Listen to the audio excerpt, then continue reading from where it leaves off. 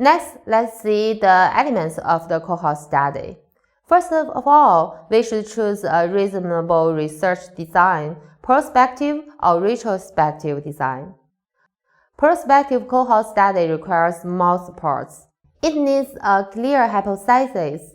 The morbidity or mortality of the diseases studied should generally not be less than 5%. There is assurance of access the exposure data of the observed population. There are simple and reliable ways to determine the outcome, such as morbidity or mortality. There are sufficient participants whose compliance is good for long-term follow-up, and there are adequate human, material, and financial resources. Retrospective cohort study is relatively easier because the data of the study was determined before the study, and the key points is the sample size and the data size. It needs a sufficient number of complete and reliable records about exposure, diagnosis, and confounding factors. The second is to determine exposure factors. Exposure factor is suspected a pathogenic factor or protective factor. It's usually based on descriptive research or case control study. Exposure factors should be quantified. In addition to the exposure dose level, the duration and the continuity of the exposure should be also taken into account. Except for major exposure factors, secondary exposure factors and the general characteristics should also be collected. The third is outcome. The outcome is not limited to morbidity, but also death and various laboratory indicators such as the titer of serum antibody, the level of blood lipid, blood glucose, and etc. The end event is not the same as the end point of the observation period. International or domestic criteria should be used in evaluating the outcome. The various subtypes and phenotypes of disease should be fully considered. Other suspicious symptoms or phenomena should be recorded as well for later detailed analysis. The fourth is to determine the study site, including the time, location, and people.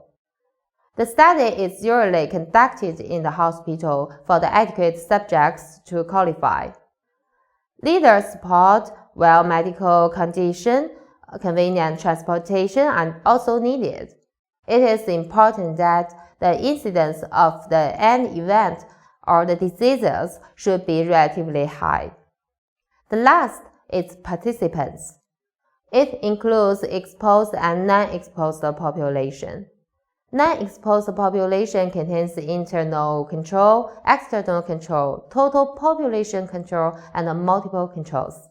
The principle is that the non-exposed population is not exposed to the factor studied, but other characteristics including the age, sex, occupation, educational level, etc. should be comparable with the exposed population. Also take Groningen IRT cohort as the first example. The study factors are coach and IVF. The outcome is neurodevelopment of offspring. Exposed population are patients with coach IVF and natural cycle IVF. Non-exposed controls are subfertility women with natural cycle IVF as the internal control, and the natural conceived infertile women as external control. The other example is Denmark national cohort. The study factor is eating disorder. The outcome is obstetric outcomes. The exposed population is ART patients with eating disorder. The non-exposed population includes ART women without this disease as the internal control and age-matched background population. There are also two practices. Please figure out the research elements of these two practices. Sample size calculation and statistical analysis of cohort study are introduced in detail in courses of statistics, so please find and study if you are interested. There are three common kinds of bias in cohort study. The first is selection bias. It would be produced by the missing value, including the participants or certain characteristics. The size of the bias depends on the missing rate and the characteristics of the missing subjects, as well as the difference of missing rate between the exposed and the non-exposed groups. The greatest bias was due to the missing of the high-risk population. The control strategies include the strict inclusion criteria, identifying differences between the two groups of subjects who are willing to join and those who are not, selecting subjects with good compliance, and using proper statistic methods to minimize the impact of missing value. The second is information bias or misclassification bias.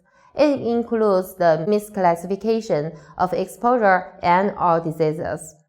Non-specific misclassification would happen if the bias occurs to the same extent in each observed group. In this situation, the relative risk estimate tends to be 1, which means the relative risk is underestimated. Specific misclassification would happen if this occurs in only one group. The effect on the estimation of relative risk is uncertain. The estimates of the risk are commonly skewed. The control strategies include improving quality control, clarify the standard criteria of the parameters, and regularly re-examination in a certain percentage of the samples. Confounding bias is also a common bias. It is a systemic error that results from confounding factors that obscure or exaggerate the relationship between research factors and outcomes. It is easy to overestimate it. Satisfying the CEO triangle is defined as the confounding factor. In this example, the parental education level is not confounding factor, but causal factor. And in this example, the hypertension is the mediator instead of the confounder. The strategies to control the confounding bias is to improve the comparability and the stratification analysis. And this is the second part.